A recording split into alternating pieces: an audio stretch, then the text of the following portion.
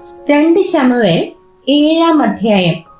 യഹോവ ചുറ്റുമുള്ള സകല ശത്രുക്കളെയും അടക്കി രാജാവിന് സ്വസ്ഥത നൽകിയ ശേഷം രാജാവ് തന്റെ അരമനയിൽ വസിക്കും കാലത്ത് ഒരിക്കൽ രാജാവ് നാഥാൻ പ്രവാചകനോട്, ഇതാ ഞാൻ ദേവദാരു കൊണ്ടുള്ള അരമനയിൽ വസിക്കുന്നു, ദൈവത്തിന്റെ പെട്ടകമോ തിരശ്ശീലയ്ക്കകത്ത് ഇരിക്കുന്നു എന്ന് പറഞ്ഞു.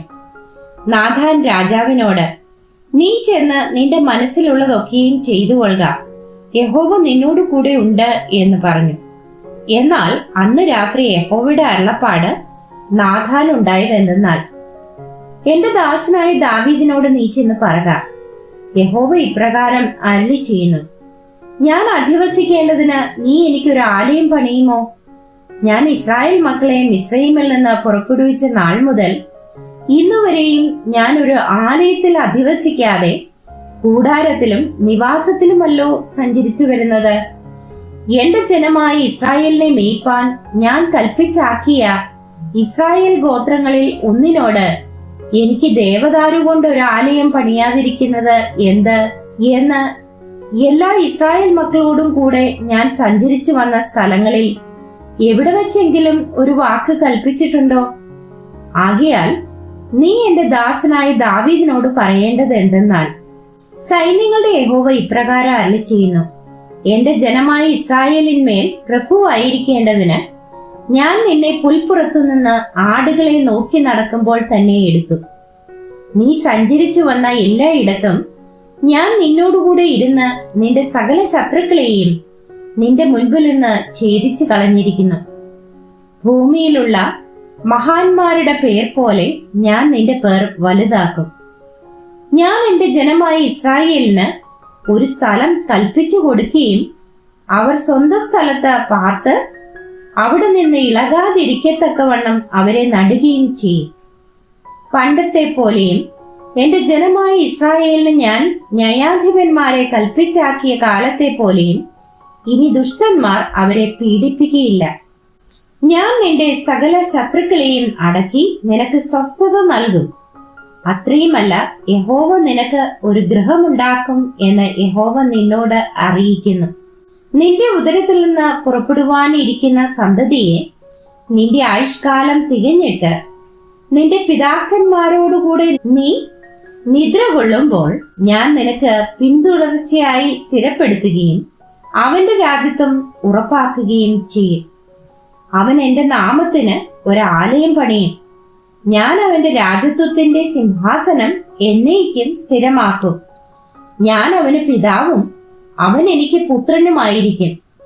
അവൻ കുറ്റം ചെയ്താൽ ഞാൻ അവനെ മനുഷ്യരുടെ വടികൊണ്ടും മനുഷ്യപുത്രന്മാരുടെ അടികൊണ്ടും ശിക്ഷിക്കും.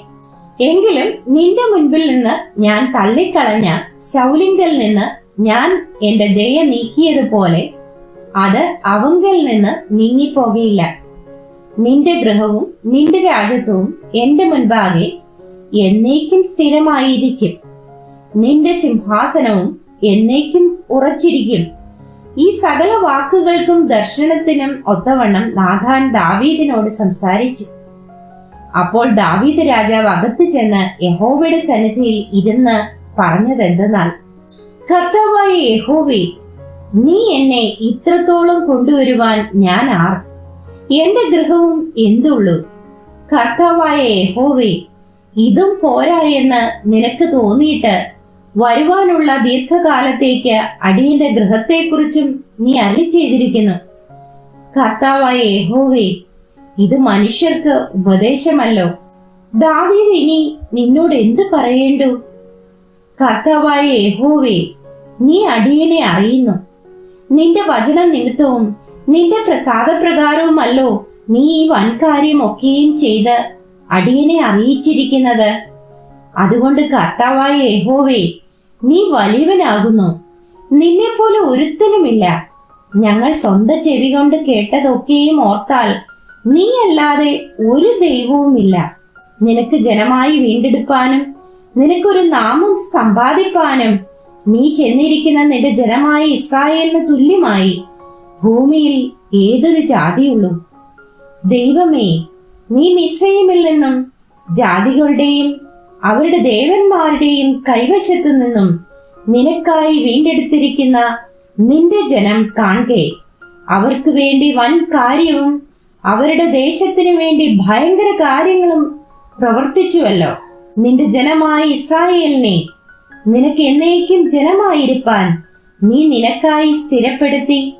യഹോവേ, നീ അവർക്ക് ദൈവമായി തീർന്നുമിരിക്കുന്നു. ഇപ്പോഴും കർത്താവായ യഹോവേ, നീ അടിയനെയും അടിയന്റെ ഗൃഹത്തെയും കുറിച്ച് അരുളി ചെയ്ത വചനത്തെ എന്നേക്കും ഉറപ്പാക്കി അരുളപ്പാട് പോലെ ചെയ്യണമേ. സൈന്യങ്ങളുടെ യഹോവ, ഇസ്രായേലിന്റെ ദൈവം എന്നിങ്ങനെ നിന്റെ നാമം എന്നേക്കും മഹത്വീകരിക്കപ്പെടുമാറാകട്ടെ. നിന്റെ ദാസനായ ദാവീദിന്റെ ഗൃഹം നിന്റെ മുൻപാകെ സ്ഥിരമായിരിക്കട്ടെ. ഞാൻ നിനക്ക് ഒരു ഗൃഹം പണിയുമെന്ന് നീ അടിയന് വെളിപ്പെടുത്തിയത് കൊണ്ട് ഇസ്രായേലിന്റെ ദൈവമായ സൈന്യങ്ങളുടെ യഹോവേ, നിന്നോട് ഈ പ്രാർത്ഥന കഴിപ്പാൻ അടിയൻ ധൈര്യം പ്രാപിച്ചു. കർത്താവായ യഹോവേ, നീ തന്നെ ദൈവം. നിന്റെ വചനങ്ങൾ സത്യമാകുന്നു. അടിയന് ഈ നന്മയെ നീ വാഗ്ദാനം ചെയ്തുമിരിക്കുന്നു. ആകയാൽ അടിയന്റെ ഗൃഹം തിരുമുൻപിൽ എന്നേക്കും ഇരിക്കേണ്ടതിന് പ്രസാദം തോന്നി അനുഗ്രഹിക്കണമേ. കർത്താവായ യഹോവേ, നീ അങ്ങനെ അരുളി ചെയ്തിട്ടുണ്ടല്ലോ. നിന്റെ അനുഗ്രഹത്താൽ അടിയന്റെ ഗൃഹം എന്നേക്കും അനുഗ്രഹിക്കപ്പെട്ടിരിക്കും.